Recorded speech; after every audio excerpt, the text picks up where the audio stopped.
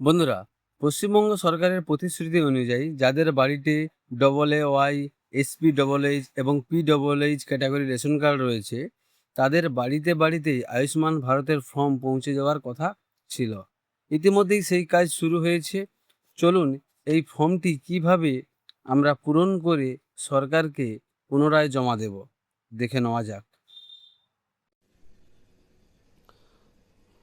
দেখো বন্ধুরা, এই ফর্মের প্রথম যে পেজে রয়েছে দেখুন ডেট রয়েছে। এই ডেটটি হচ্ছে আপনি যেদিন এই ফর্মটি জমা দেবেন সেই দিনের ডেটটি আপনি এখানে দেবেন।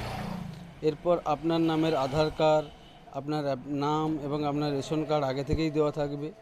তারপর আপনার যে ক্যাটাগরির রেশন কার্ড সেখানে টিক দেওয়া থাকবে এবং আপনার মোবাইল নাম্বার যেটি আধার কার্ডের সঙ্গে লিঙ্ক রয়েছে সেটা এখানে দেওয়া আগে থেকেই থাকবে এবং জেন্ডার আপনি সিলেক্ট করা আপনার থাকবে এবং ডেট অফ বার্থও সিলেক্ট করা থাকবে।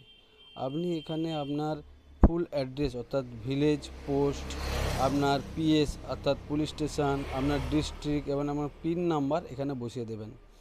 এরপর দেখুন এখানে আপনার ডিস্ট্রিক্ট, আপনার ব্লক, আপনার গ্রাম পঞ্চায়েত আগে থেকেই দেওয়া রয়েছে। আপনার ফ্যামিলির যে হেড তার নাম আগে থেকেই এখানে দেওয়া রয়েছে।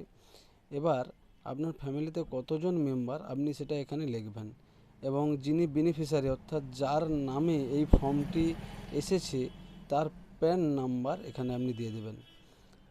ওই ব্যক্তির এপিক নাম্বার দেবেন, আপনি কোন বিধানসভার অন্তর্গত সেই নম্বরটি এখানে দেবেন এবং কত নম্বর আপনার বুথ অর্থাৎ পার্ট নম্বর সেটি এখানে লিখবেন এবং ভোটার লিস্টে আপনার কত নম্বরে নাম রয়েছে সেটি এখানে লিখবেন।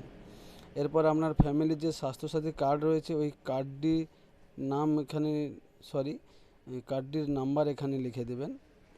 এরপর দেখুন দ্বিতীয় পেজে রয়েছে,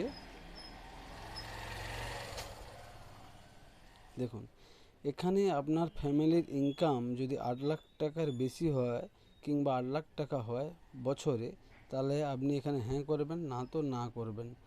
আপনার ফ্যামিলির যদি কেউ ট্যাক্স পেমেন্ট করে তাহলে আপনি এখানে ইয়েস করবেন, না হলে না করবেন। আপনার যদি কোনো এসআইআরে কোনো সমস্যা থাকে তাহলে আপনি ওখানে নো করবেন কিংবা ইয়েস করবেন। আপনার যদি এসআইআরে কোনো পেন্ডিং ইস্যু থাকে তাহলে আপনি ইয়েস করবেন, না তো না করবেন। আপনার সিএএ অ্যাপ্লিকেশান যদি থাকে তাহলে আপনি ইয়েস করবেন, না হলে না করবেন। আপনার নাম অন্নপূর্ণা যোজনা থেকে কি বাদ দেওয়া হয়েছে? যদি হ্যাঁ হয় তাহলে আপনি ইয়েস করবেন, আর যদি না হয় আপনি না করবেন। পার্সোনালভাবে আপনি কি অ্যালাইভ অর্থাৎ জীবন্ত, আপনি কি বেঁচে আছেন নাকি পার্মানেন্টলি শিফট হয়ে গেছেন, সেইটা এখানে ইয়েস করবেন, না হলে না করবেন। এবার সমস্ত ফর্ম ফিল আপটি আপনি নিজের সহমতে নিজের সচেতন অবস্থায় ফিল আপ করেছেন, সেই জন্য সেলফ ডিক্লারেশন হিসাবে আপনি এখানে টিক দেবেন এবং আপনার এখানে সাইন করবেন। বাকি এগুলো অফিস করবে, এটুকুতেই আপনার পুরো কমপ্লিট।